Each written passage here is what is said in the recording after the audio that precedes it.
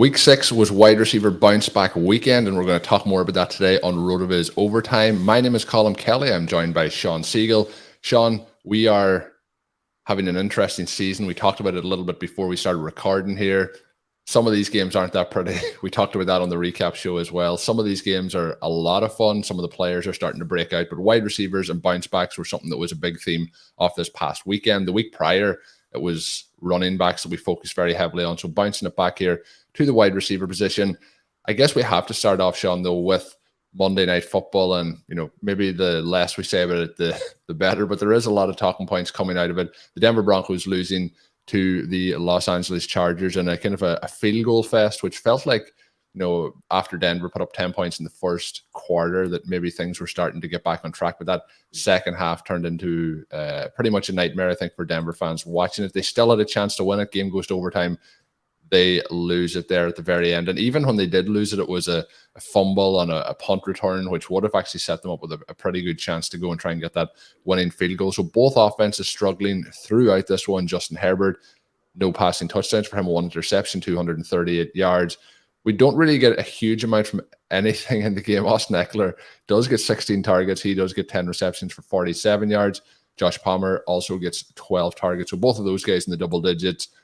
A real tough scene, I think, on the Denver side is probably the only way to fully describe it. The big highlight, I guess, for them, Shawn, is Greg Dulcich gets in on the action. He has 2 receptions for 44 yards and a touchdown in his first game in the NFL. And I think it is part of the RotoViz Overtime talking point, Shawn, that we have to mention that KJ Hamler did have 2 receptions in this game, which is always a positive. But how are you feeling? You joked before we started that Monday Night Football may have put you off football forever. How do we get these Denver Broncos out of prime time? Can we do something about that? Well, this was a funny game, I guess, if you're a Kansas City Chiefs fan, because it shows just how far behind these teams are. But it was a dispiriting game for NFL fans in general. Very frustrating for fantasy managers. Colm, I think that you noted before we started recording that this is one of the lowest scoring seasons through 6 weeks in the last decade. What was your stat? The lowest scoring opening 6 weeks in the last 13 seasons. In the last 13 years. So that's what it feels like when you're watching these games. Pretty tough. It feels like we're having a lot of those games where one team's even in single digit scoring or, in the low teens. And like this year's a 19-16 game. And most seasons that would feel like an anomaly or a standout, total in terms of point scoring. But this season, it fits in with what we've seen so far. Well, and if you're subjecting yourself to all of the games, it does have the effect of wearing you down a little bit. Every break I get from the games, I find my optimism coming back and the enthusiasm, the excitement going into Monday Night Football. And you're thinking, this is Chargers Broncos. Yeah, they have some solid defensive players, but this is Russell Wilson versus Justin Herbert. You have Austin Eckler out there. You have Melvin Gordon with a chance to show what he can do with Javonte Williams injured. The Broncos have Jerry Jeudy and KJ Hamler. They have Cortland Sutton. They have Albert O on the Los Angeles Chargers side. You've got Josh Palmer, I guess. But, this is Mike Williams, a chance to prove that he can be a star. And hopefully the last game that they have to go without Keenan Allen. It was absolutely brutal to see Josh Palmer get 12 targets. He catches 9 of those, but for only 57 yards. The kind of strange thing here when you think about how poorly Russell Wilson is playing, and in my review article yesterday, I also had a little bit of a look ahead to the Monday Night Football game. And you see some red flags jump out for both players. The main element here is that sort of continuing a trend that he had with the Seahawks, that Russell Wilson is really struggling to handle pressure. He turns an extremely high percentage of his pressures into sacks. That leads him to have very poor expected points added per attempt. It gives him an atrocious adjusted net yards per attempt number. So you have the adjusted yards per attempt, and then the net obviously adds in the sack element. His percentage of on-target passes extremely low. All of those things carried into Monday Night Football in what was really a tragic game. But the bizarre thing is you go in and you look at the Monday review tool, you look at the full 6 weeks for these guys, And Justin Herbert is actually averaging even fewer yards per attempt than Russell Wilson, which seems impossible. This is a game last night where you're watching really the first time in his entire NFL career. I mean, Justin Herbert came out. A lot of people were very skeptical and looked like a star right from the beginning. He's got the big arm. He's got the mobility. He's a great decision maker. Just this heroic type of passer. It maybe doesn't have all of the elements that you need to be, the number one fantasy quarterback. One of the things that didn't make a lot of sense to us, and we, encouraged listeners to not draft him where he was going. He was going number 2 in a lot of leagues. Definitely didn't make sense to have him ahead of the rushing quarterbacks like Lamar Jackson, Jalen Hurts, Kyler Murray, but also probably didn't make sense to have him ahead of Patrick Mahomes. Now he's dealing with a lot here. They've had offensive line injuries. You don't have Keenan Allen, but I mean, this game, he just simply looked bad, right? You have to give Mike Williams a chance. Now, Williams fails to catch a couple of the deep balls that he actually has thrown to him in this game, but both of them were fantastic efforts. I mean, you always end up seeing at least a little bit of this through your own lens. And if Mike Williams makes that incredible twirling diving catch where, I mean, he was within a fraction. When you originally see the play, you're thinking, well, I mean, that's a great catch, but he's way out of bounds. And then you see the replays and they're focusing in on his toes and like, I mean, that's probably less than a centimeter that he needed to actually make that catch along the sideline. That would have turned a main event for Dave Cabin and myself into a victory. It did stay a loss. Going into that game, it seemed like a clear victory, not even worried about that one. When you go into these games and you're thinking, we just need Jerry Jeudy or Mike Williams to catch a couple of passes and we're golden, and then you get toward the end and you're basically not even paying attention to that aspect of it because the idea that either one would catch a pass just seems impossible. I mean, how are you watching a Monday Night Football game? And I mean, you've more or less just given up on the fact that these elite former first-round draft pick guys are going to even catch a pass. Now, Jerry Jeudy at least gets 7 targets. He only hauls in 3 of them. There is the camera shot. And, from a player perspective and from a team perspective, even if the coaching has been atrocious, even if your quarterback can't get the job done, I mean, you kind of still need to project good body language, not get caught on the sideline, talking to Melvin Gordon about basically how terrible the team is. But, I mean, you watch these guys play, and Troy Aikman was also skeptical about the route running. You look at this game here with Cortland Sutton only getting 3 targets, catching 2 for 14, and maybe there are some issues there, but, I mean, this is just on the quarterback and the coaches, right? I mean, this is another game where KJ Hamler's open deep, just a decent pass, and he has a walk-in long touchdown. Now, in that situation, Russell Wilson does have a pass rush to deal with, but more or less stumbles as he's trying to set himself to throw that ball. That one actually completed, so it was one of the 15 that was caught as opposed to the 13 that weren't. He goes for 6.7 yards per attempt. Justin Herbert down below 5 on 57 passes, and you win the game. The running game, again, not there. Eckler and Michelle carry 22 times for a per carry average combined of below 3. Joshua Kelly, I believe, gets hurt early in this game. I was trying to just get a feel for what's going on here, try to place this in context. And I really think that Nathaniel Hackett is one, walking up to his kicker and kicking him in practice away from being as bad as Urban Meyer was last year. I mean, this is a performance where you think from the very beginning where they obviously had absolutely no idea what they were doing. The crowd is chanting down the play clock for them. And now we're in a situation where Melvin Gordon gets benched for Latavius Murray. I mean, Latavius Murray was done multiple years ago. Latavius Murray couldn't beat out Devonta Freeman last year with the Baltimore Ravens. Albert O is a healthy inactive. I mean, one of the cool things here, Greg Dulcich did look pretty good. He gets available for that touchdown early on. At that point, you're thinking, well, maybe he's going to have a breakout game and be the breakout tight end of 2022. Maybe the Denver Broncos will get this going. Really, nothing happens after that. But I think if you're a dynasty owner, you have to be enthusiastic about where he is. We have a lot of Dulcich as we try to get a lot of both of these guys across the various formats.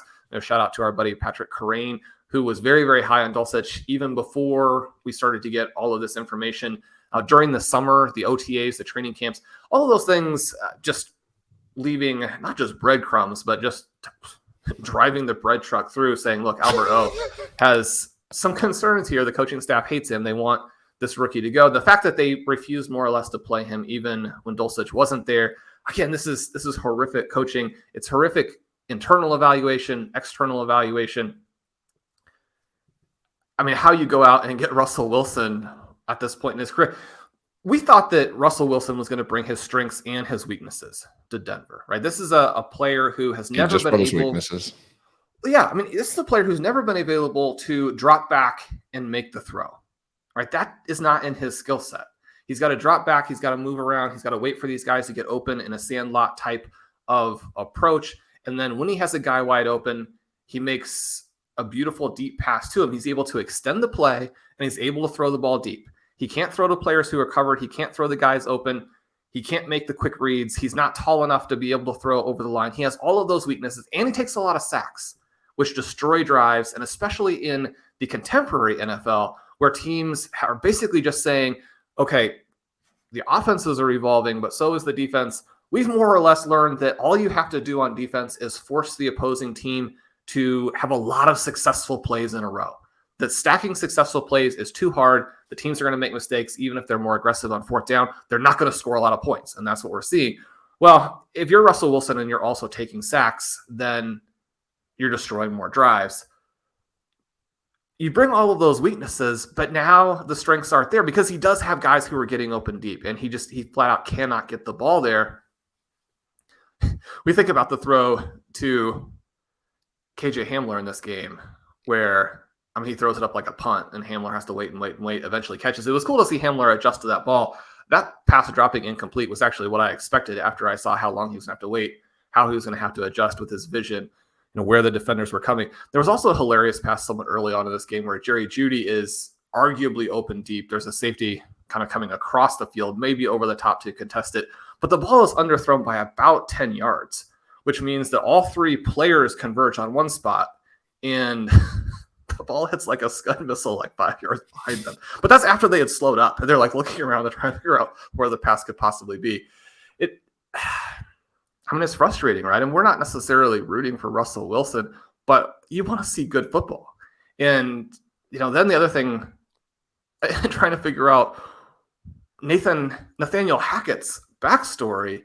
And, I mean, you go back to him coaching with the Jacksonville Jaguars, and then you think, well, I mean, he did get hired by the Green Bay Packers, but as we look at that within context, number one, I don't get the impression that he was responsible for anything there. You always kind of raise your eyebrows when a coach is hired based on the strength of the head coach and the two-time MVP quarterback. So where's the responsibility there? I mean, do they deserve any of that? And then you look at what's happening this season, and you're like, well, maybe the head coach and the quarterback shouldn't have gotten credit either. Maybe it was all Devonta Adams. But regardless, you go back and you look at what Hackett has done, and I mean, it's not a surprise that this team is awful. This was a horrible hire, horrible free agent moves.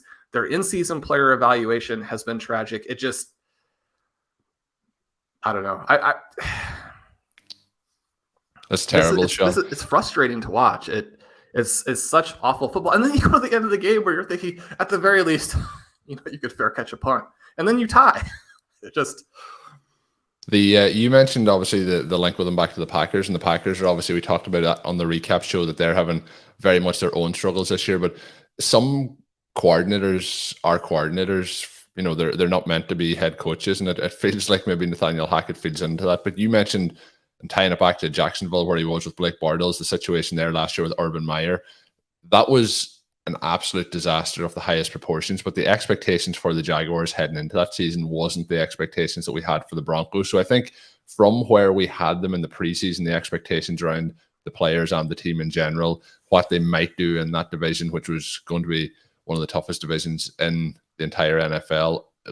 I would say at this point we're getting to a stage where it is worse than what we've seen in Jacksonville. We'll see what happens with Hackett over the next couple of weeks, but yeah, it's been bad, and it doesn't feel like it's going to be fixed anytime soon, because obviously they now have no Javonte Williams, and it looks like they are not going to be playing Melvin Gordon very much based on what we've seen on Monday Night Football. But Shawn, I said at the start, bounce back wide receiver week. Let's talk happy thoughts. Let's talk happy things. Let's move away from the Denver Broncos on primetime slates. But we do have the Atlanta Falcons and the San Francisco 49ers. A couple of notes in this. Marcus Mariota continues to do what they have done so far. We have talked, and you've mentioned about the running plays that they're actually running and how efficient they're being with the run. And they go and they beat the San Francisco 49ers by 14 points in this 28-14. They kind of lead throughout. They have a 14-zip lead at the first quarter. So game script straight away is leading to what the Falcons have wanted to do so far this season. Mariota only throws 14 passes. He completes the first 13 off those, finishes 13 of 14 for 129 yards, 2 touchdowns. He has a rushing touchdown as well. So this is kind of what we were hoping from Mariota when we had to, spot start him when Trey Lance went down a couple of weeks ago. But we don't get a huge amount then out of Drake London, for example. In this one, he has 4 targets. So we have Kyle Pitts with 3 targets. Pitts catches all 3, gets in the end zone, which is very, very positive for us, obviously, that we want to see him getting in the end zone, his second career touchdown. But the big talking point on this is on the other side, where the 49ers have to really put the pedal down and try and get those points. In that situation, they head on and they get themselves Brandon Aiyuk with his big breakout game off the season. He goes 11 targets, 8 receptions, 83 yards, 2 touchdowns. Looks really good. Had a really strong finish, Shawn, to last season. After the start of the season was a big struggle for him. Things weren't looking too hot with him, and his relationship with Kyle Shanahan turns things around. We also get George Kittle having a pretty solid day for him. 8 receptions, 83 yards as well for him, both with the same yards and receptions. And Deebo Samuel, we've seen in a couple of games recently have deflection issues on some of the passes, some drops. Hasn't really been as smooth sailing as maybe we would have been hoping for Deebo heading into this season. What was your overall takeaways from this? Obviously, we have to make sure we talk about Brandon Aiyuk. Yeah, Aiyuk looked fantastic in this game. You start on the Falcons side. This is what we wanted to see from Mariota, but maybe 25 pass attempts, right? And we're not even looking for high volume. I think that's one of the things that can get lost is that in the Falcons thesis, we're not looking for them to go out there and be the Bills or the Chiefs. You're just hoping that they're not going to be a really bland version of those run-heavy Baltimore Ravens teams. But those teams were explosive. This team, obviously not. The strange thing about this game is how well they were able to craft some of these long drives, despite the fact that their running backs were struggling. You have Caleb Huntley go 16 for 59 yards. Tyler Algier, who again I thought looked good, but definitely did not turn it into any sort of play that would stand out. 15 carries, 51 yards. He's at 3.4 yards per attempt. I mean, that's not going to get it done when your team is extremely run heavy. Marcus Mariota actually a big part of it with that 6 for 50 and 1 line as a rusher. His ability to extend drives and to make some of these key plays, that's really what carried them through. I mean, they end up rushing the ball 40 times in this game at 4.2 yards per carry. You wouldn't necessarily think that's viable, but that's one of the things that you can do when you get some turnovers from the 49ers, including a scoop and score early. As soon as you get that, and the Falcons are up 14-0, you're thinking, well, I mean, this game is going to go exactly the way it did go. But then the 49ers actually get right back in it. They score a couple of touchdowns to Brandon Aiyuk. Aiyuk has been in kind of this weird situation in 2022 because he comes off of the last 10 weeks in 2021, where he leads the 49ers with a 91% route share, and he was extremely efficient on those routes. 21% target per route, 11.2 yards per target. That's where you get the yards per route numbers that people like to reference all the time. So he's up there at 2.35 because of the combination of those two elements. And then he has this fantastic training camp where supposedly he's absolutely uncoverable. As soon as he breaks off the line, he's leaving defensive backs in the dust, creating the kind of separation that we tend to associate with Christian McCaffrey coming out of the backfield.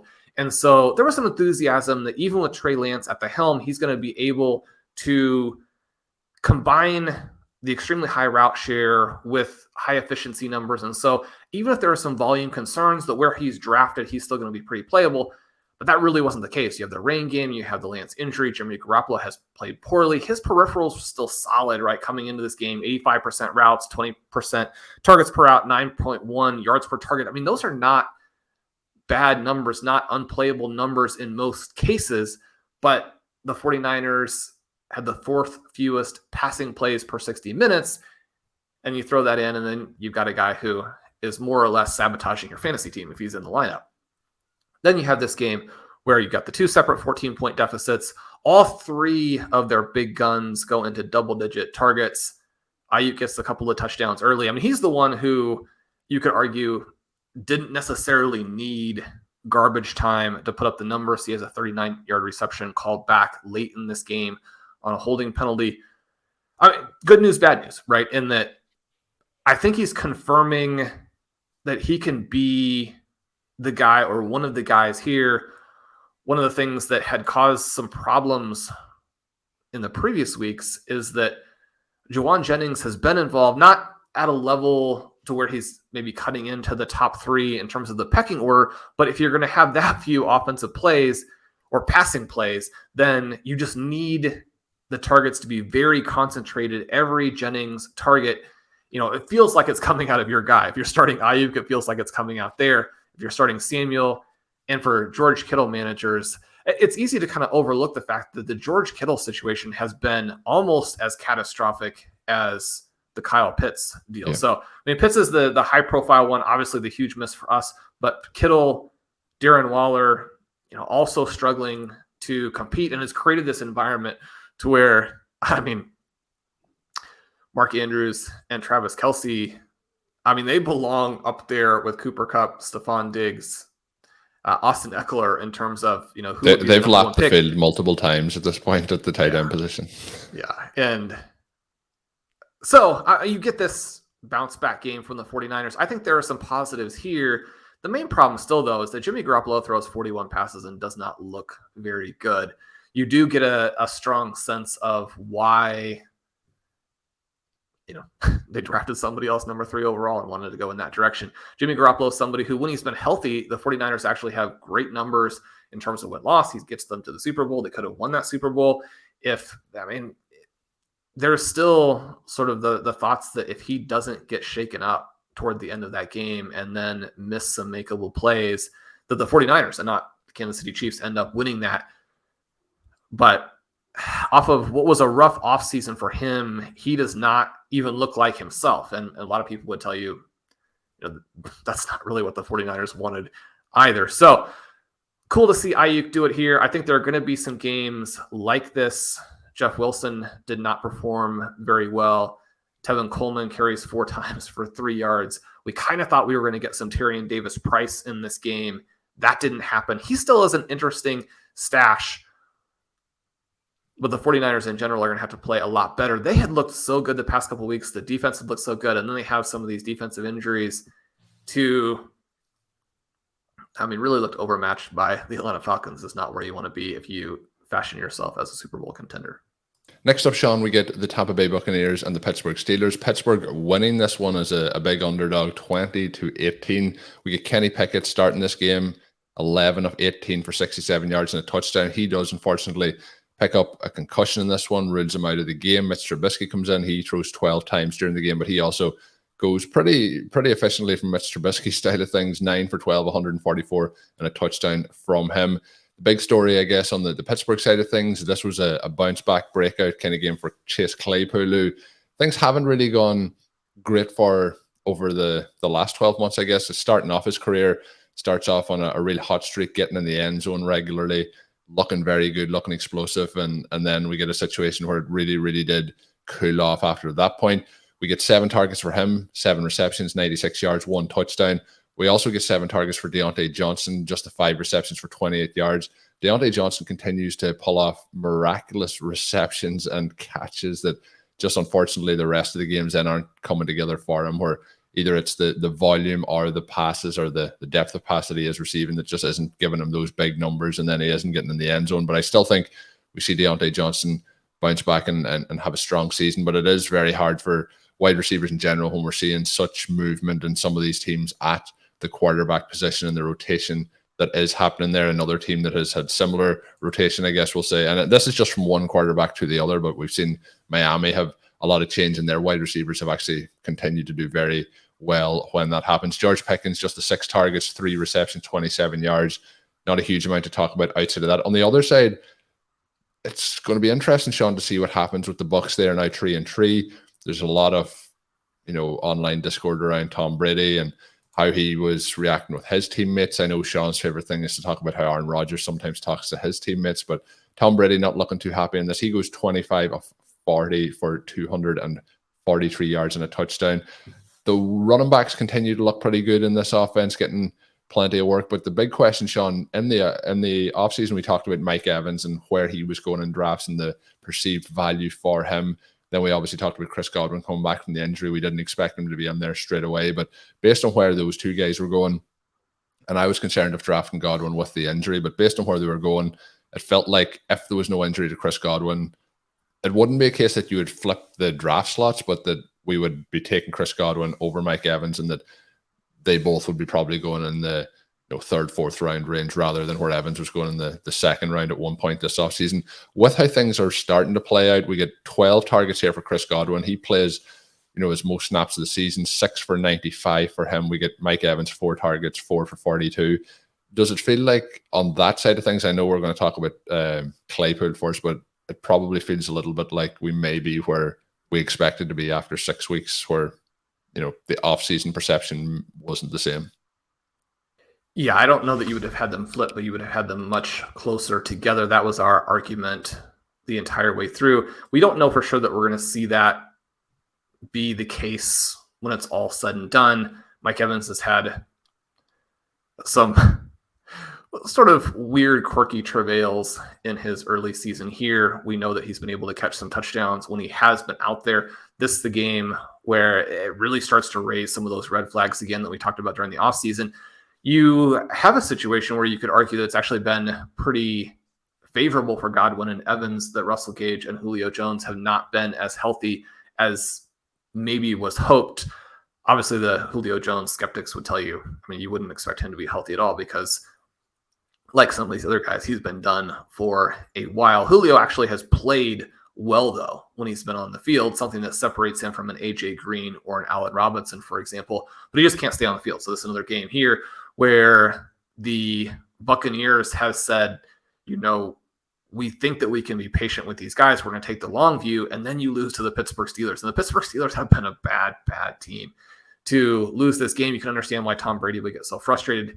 It's probably not appropriate. And one of the things, with an Aaron Rodgers and a Tom Brady, you start to get to the age where you're older than a lot of the coaches and you've had the success that they've had. When you fashion yourself in that role and think you're entitled to say and do more or less whatever you want, that it's going to be something that pumps people up, gets them to fulfill their responsibilities.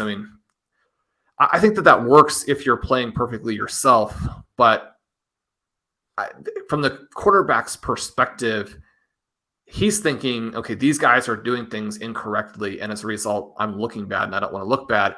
But from the teammates' perspective and the fans' perspective watching, you get a very strong, these are all-time greats who, instead of acting like all-time greats, at the least sign of adversity are throwing their teammates under the bus. And one of the things that we saw a lot in this game, where Tom Brady averages 6 yards per attempt, is that those elements that plagued his final years in New England were obvious in this game, where he's throwing a lot of these balls with the nose down that are landing at his receiver's feet. And these guys are like, I think that pass was to me because you guys spiked it in my direction, but that's not a good pass. And you can't then run to the sideline and yell at the offensive line, yell at other guys. You got to make plays yourself. And it's just a bad look. You want to remember these players as they go out as being legends, making some incredible plays. And one of the things that's still out there for both Rodgers and Brady is to have some of these transcendent moments. You don't want that to be poisoned by these things that you're doing in the interim. They're going to be remembered as some of the greatest players of all time, but especially when you have so many fans and pundits and fantasy managers rooting against you anyway, don't give them ammunition, especially when it's not good for your team. It's great to see Chris Godwin out there. He only catches half of his targets. He does go for 95 yards. It is a situation where he looked frustrated a lot because he's open and the ball is getting to him late. That part of it is rough for somebody who is coming back from these injuries and feels like he's getting beat up by the defense because the quarterback is not executing quickly enough. I mean, from Godwin's perspective, he's just dealt with so much over the last 24 months in terms of injuries and taking this beating as he's used in this underneath route. I mean, he's probably thinking to himself, 7.5 yards down the field is not where I thought I was going to be targeted after I had that wide receiver 2 overall season with Jameis Winston. Do we have a quarterback who could throw some down the field passes? Now, one of the things with Tom Brady, still has the strong arm, still can do those kinds of things. When you are a Godwin fantasy manager, one of the things we talk about a lot is you don't necessarily want these guys with exclusively vertical passes. You don't necessarily want an extremely high ADOT because that means your route tree and your targets are not being filled out by all of those possession targets that are great for fantasy value. Yeah, I mean, you want some of these deep passes you need to connect on it from time to time, but if you add in the 3 for 25 underneath, I mean, that's as good as a touchdown. And I mean, that's what's missing from Mike Williams' game last night, is that week 5, they got him a lot of those touches. Week 6, they seem to be completely unclear on to how to manage any of that. Godwin, you'd like to see some of those deeper targets. That has been more the purview of Mike Evans, who's being targeted 12.5 yards down the field this season. The Buccaneers have been very successful. They call a lot of passing plays. They change the game from a lot of ineffective handoffs to Leonard Fournette into a lot of dump offs to him, where he's across the line of scrimmage now and he's into the secondary, even though he is a minus running back with the ball in his hands because of his size, because of his health. He actually is very competent in making those plays work as a receiver. The fact that he brings that element to the table makes his fantasy profile work. It makes the Buccaneers offense work, but you still like to see more dynamism from it. And obviously Tom Brady wants to see more dynamism from it. That's why he is getting so frustrated. At least the Buccaneers are not one of these teams that is pointing to 2023 or 2024. We mentioned at the top of the show how low scoring this season has been. A huge chunk of teams give you the impression that their goal in 2022 is to run the ball, keep the game close, not get fired, and then maybe in the offseason they can add 5 new Pro Bowl offensive linemen, an alpha wide receiver, an all-pro quarterback, and a young coaching guru to call the plays, and then they'll make their push. Probably won't happen that way. Probably won't happen that way. Yes, that's going to be a tough one to pull off, but it does feel like some of the teams may have that game plan in place at the moment. But Shawn, we're going to finish off with a couple of other wide receivers who had pretty solid days in games that we didn't touch about. But the one that I want to just pass along the note on, and it was great to see him out there. We talked about Wendell Robinson getting out for the Giants, this past week and getting in the end zone. A wide receiver who we talked about a lot in the offseason, and I'm hoping, Shawn, we're going to be talking about a lot as we move forward here. He did suffer the injury in preseason, missed a good bit of time. It is Tyquan Thornton off the New England Patriots. He had 3 rush attempts for 16 yards and a touchdown. We also have, on the other side of things, he gets the receiving work. He gets 5 targets, 4 receptions, 37 yards, 1 touchdown. So pretty big day for him in his first game active here in the NFL season. The other one to note on that is Bailey Zappi continues to look very good in his role. But the one, Shawn, that I want to get your thoughts on, I just couldn't let it pass without mentioning Thornton. I guess the Eagles and the Cowboys, 26-17 to the Eagles here, a game that we expected the Eagles to win. They do win. They move to 6-0 at this particular point in time, but not a huge Jalen Hurts game in this one, but AJ Brown and Devonta Smith doing what we were hoping. We had a little bit of frustration after the week 5 game. We've had a couple of frustrating games with them based on weather and the scenarios that have played out, but not huge games for both these guys, but both of them getting to the end zone, both of them having 5 receptions, 44 receiving yards for Smith. And then we get 67 for AJ Brown. So we're getting positive results here. Dallas Goedert with the disappointing day, 2 for 22. But when Hurts only puts up 155 yards and gets 2 touchdowns on 15 completions, if you can get, those guys for 10 of the completions over 100 yards and both touchdowns, I think that's a good takeaway based on how it played out. Probably not sustainable, but still a solid week based on how the offense produced this week. Yeah, and they weren't having to deal with much from the Cowboys, but that ineffectiveness in the middle of the game does allow Dallas to come back, make a game of it. They're then able to lock the game with that late drive where they get the touchdown pass to Devonta Smith.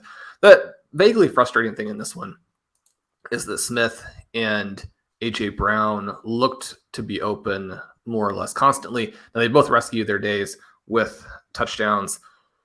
But to see Miles Sanders get 18 carries, again, average less than 4 yards per attempt. You get 11 additional carries for Kenny Gainwell, Boston Scott.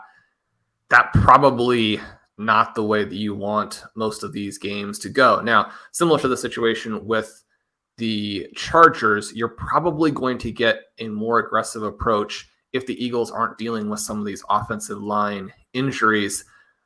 But I guess the way that I look at this is that it's part of the game. You know you're going to have some of those injuries. You know that the dynamism you have on your team is with Hurts out there scrambling and throwing the ball deep. You have A.J. Brown. You have Devonta Smith. I still think that Devonta Smith is probably the underrated element there, where when you have 2 stars and then Dallas Goedert, you mentioned he only catches 2 of his 5 targets in this one, a frustrating game on the tight end front there. Yet another guy where if you're starting him, it just feels like you're losing so much ground to the true stars and then also losing ground to guys like Robert Tonyan, which is frustrating.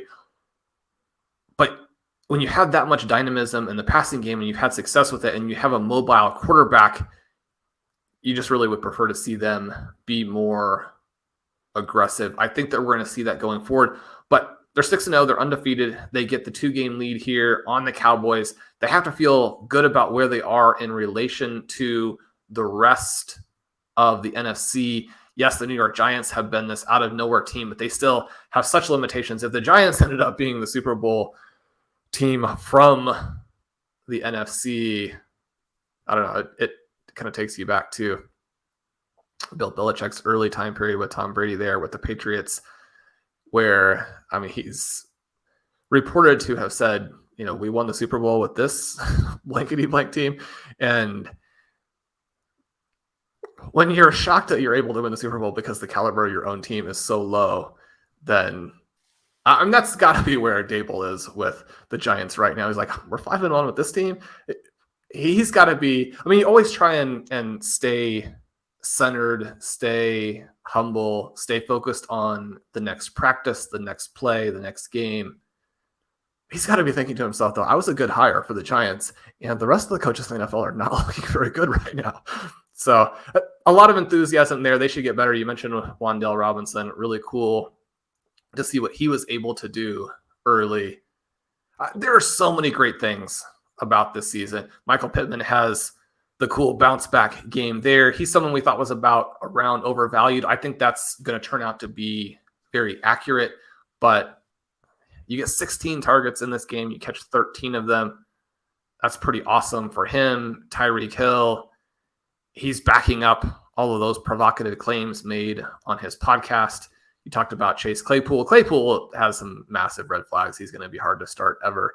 But you have the big game there. That's great. And long-term for the Steelers, if they're able to keep all of these guys happy and going, you see plenty of frustration from Diontae Johnson and George Pickens in this game. Hopefully Pat Freiermuth is not already kind of into that portion of his career where concussions are going to become a chronic problem. We've sadly witnessed far too many careers derailed early with that. But I mean, the Steelers look like they should be so fun over the next decade. Steelers fans have dealt with sort of an embarrassment of riches over the decade. So no one's necessarily rooting more good fortune on them outside of Pittsburgh. But I mean, they're in a great position. You have this game here with Juju Smith-Schuster where Smith-Schuster, after the big run after catch plays against Buffalo, is now ahead of his pace on a per catch basis, ahead of his pace from 2017 where he was number 2 in the NFL with 7.2 yards after the catch per reception.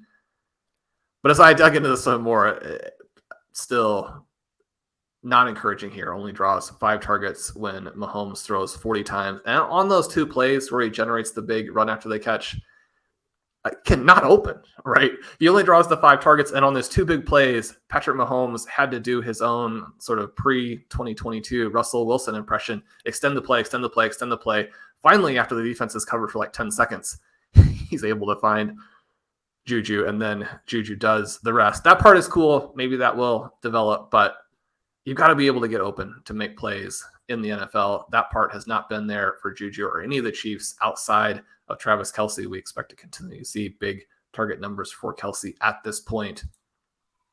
We mentioned the bounce back at the receiver position. There were some big names who needed to get it done. They do. Obviously, lots and lots of names who are not getting it done. One of the reasons that you draft so many wide receivers is, number one, you expect that they're going to be a great source of points. That hasn't necessarily been the case over the last several weeks. Number two, you're going to have some misses in addition to some injuries, and then you have the buys. You want to be in a situation where you have all of that covered. Dave and I have this really cool team that is doing well, and then it loses on Monday night because Mike Williams is shut down. And at the same time, then you're dealing with the Marquise Brown injury. Suddenly you go in a 0 RB team into a situation where now you're going to be scrambling for wide receiver production through the bye weeks. That's not the way that you want it to go. It does happen like that from time to time. Everybody's out there looking for points, and it's not any given approach. All approaches are looking for points right now. Colin, it was astounding to follow the live scoring this weekend. In the FFPC, it was a thumbs up, thumbs down weekend. Top 6, you get a win. Bottom 6, you get a loss. The level of scoring you had to get to be in the top 6 was so low. But, I mean, half the teams are still like, we couldn't get there. I mean, obviously that's how it works. Half up, half down. It's just amazing when you're talking about trying to score 120 points to get a win. That feels like it should be very doable. We have 4 teams out on the bye, but frankly, not a lot of superstar players where people are like, I didn't make it because my guy was on the bye. If you're already not making it because your players are on the bye, then you just don't have a good enough team. And when one of my teams that finished first scored like 141 points. 141 points was the top score. It's hard to believe that's the environment that we're in, but everybody's in. And you still have to put out the players who can score more points than your opponent. Maybe that scale is different than it's been in some previous seasons, but we're all dealing with the same thing, and it creates a fun puzzle to solve. And every time that you watch a game and get frustrated, then you go and look through the scores and you look at your team, you're thinking, what am I going to do next? The brain starts churning, the strategies start to foment, and you're thinking, okay, this is what I'll do. This is what I'll do. I'm going to adjust here. I'm going to address this. I'm going to start this guy. I'm going to make this pickup. And I'm either going to solidify my first place or I'm going to start crawling back, start clawing back. It's going to be fun. Just talking with you today. I can't wait for next week. Yeah, and you mentioned, getting those thought process going. We will have our show on later this week. We'll focus on those dynasty rosters that maybe do need to make the decision. Is it time to tear it all down, or is it time to try and continue to scrape your way towards one of those playoff spots? But Shawn, as we are getting ready to wrap up here, it is on Twitter that this week it will be Taylor Heineke at quarterback for the Washington Commanders. We were hoping that it would be a different quarterback that might get the shot, but we didn't think that would happen. So we get a quarterback change in Washington, not the one we were hoping. We're still hoping to get Sam Howell in there, but we don't want anything, with the injury to Carson Wentz. But let's see what happens this week. We may be 1 week closer to a Sam Howell-led Washington Commanders. But we will be back, as I mentioned, with that Friday edition. If you are subscribed on the RotoViz Overtime podcast feed, that will come out for you on Thursday afternoon, evening time. So I would recommend to make sure you are subscribed there. Get the podcast once they're released. It is always on the RotoViz Overtime podcast feed first. The links to get to that will be in today's show notes. But the other note, Shawn, is that you and Ben hit 200 episodes of Stealing Bananas, which was your last episode that came out last Friday. So congratulations on that. But we are hitting episode 500 of RotoViz OT. It will be our recap show next week for NFL Week 7. So that is pretty exciting. It's been a fun run. We'll probably have to do some sort of bonus episode when we get to that point, but that will be our 500th edition of the show. So looking forward to that. This week's recap show was our most downloaded show in a 24-hour period after it came out. So the recap show, Shawn, getting a lot of positive feedback. So that is awesome. But we will be back with that show on Friday, again, Thursday, if you're subscribed to RotoViz OT. But until we are back, my name is Colm Kelly. You can find me on Twitter at @OverTimeIreland. You can find all of Shawn's work up on rotoviz.com. And until we are back, have a good one.